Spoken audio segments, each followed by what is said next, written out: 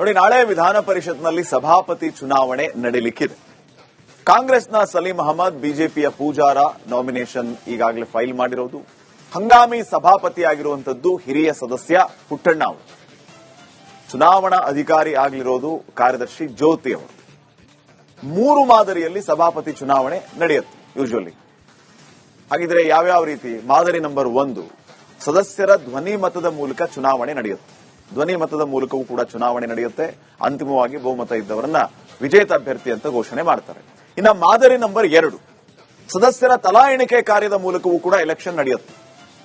ಒಬ್ಬೊಬ್ಬರನ್ನೇ count ಮಾಡುವಂತಹ ಕೆಲಸ ಆಗುತ್ತೆ. ತಲಾ ಎಣಿಕೆ ಕಾರ್ಯದ ಮೂಲಕ ಎಲೆಕ್ಷನ್. ಈ ಮಾದರಿ ನಂಬರ್ 3 ಏನಂತಂದ್ರೆ, ಗುಪ್ತ ಮತದಾನಕ್ಕೆ ಆಗ್ರಹಿಸಿದರೆ ಅಥವಾ ಆಗ್ರಹ ಜೋರಾದ್ರೆ ಅದಕ್ಕೂ ಕೂಡ ಅವಕಾಶವನ್ನ ಮಾಡಿಕೊಡುವಂತಹ ಕೆಲಸ ಆಗುತ್ತೆ.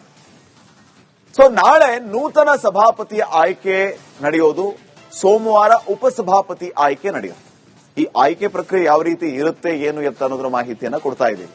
ಈಗಾಗಲೇ ಉಪಸಭಾಪತಿ ಸ್ಥಾನಕ್ಕೆ ಉಮಾಶ್ರೀ ಅವರ ಹೆಸರನ್ನ ಹೆಸರಿಸಿದ್ದಾರೆ. ದಳ ಕಮಲ ಮೈತ್ರಿಯಾಗಿ ಜೆಡಿಎಸ್ನ ಮಂಜೇಗೌಡರು ಅಖಾಡಕ್ಕಿಳಿತಾ ಇದ್ದಾರೆ. ಹಾಗಿದ್ರೆ ಪೈಪೋಟಿ ಯಾವ ರೀತಿ ಇರುತ್ತೆ, ಏನು ಎತ್ತ? ಇದ್ರ ಮಧ್ಯೆ ಹೊರಟ್ಟಿ ಅವರ ರಾಜೀನಾಮೆ ವಿಚಾರವಾಗಿಯೂ ಕೂಡ ಡಿಬೇಟ್ ಆಗಬೇಕು ಅನ್ನೋದನ್ನ ವಿಪಕ್ಷಗಳು ಬಯಸ್ತಾ ಇವೆ. ಏನೆಲ್ಲ ಆಗುತ್ತೆ, ಯಾವ ರೀತಿಯ ಬೆಳವಣಿಗೆಗಳಿಗೆ ಪರಿಷತ್ ಸಾಕ್ಷಿ ಆಗುತ್ತೆ ಅನ್ನೋದನ್ನ ನಾವು ಕಾದ್ ನೋಡೋಣ. ನೆಕ್ಸ್ಟ್